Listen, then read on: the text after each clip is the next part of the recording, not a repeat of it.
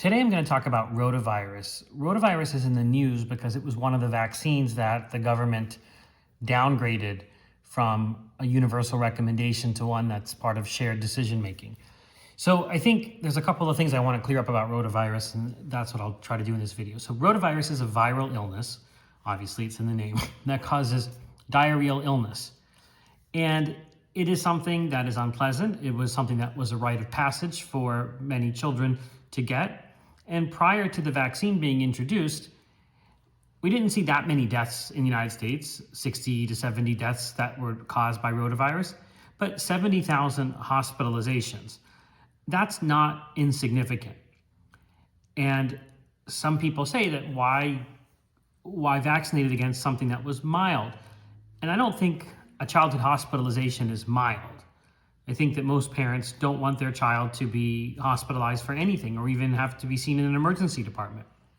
So if you have a safe and effective vaccine that prevents hospitalization, even if your child is not some child that's going to die from rotavirus, isn't that valuable in and of itself? Wouldn't you recommend that to avoid hospitalization, to avoid even the unpleasantness of a child having to go through a severe bout of diarrhea?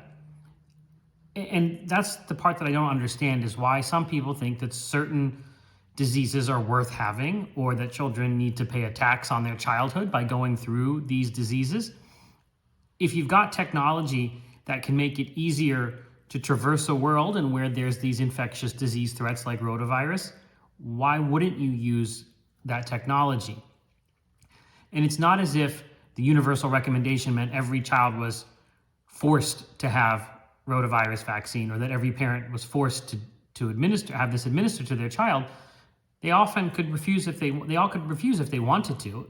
The recommendation was just something that eased people the process to get the vaccine, and it made it a matter of course, and it actually reflected the fact that there was no reason not to recommend it because it was something that was valuable to the individual child.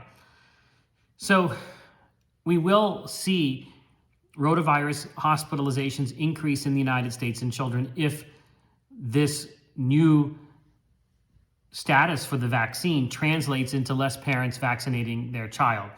And that would be a bad thing because it's happening for no reason at all, except for people's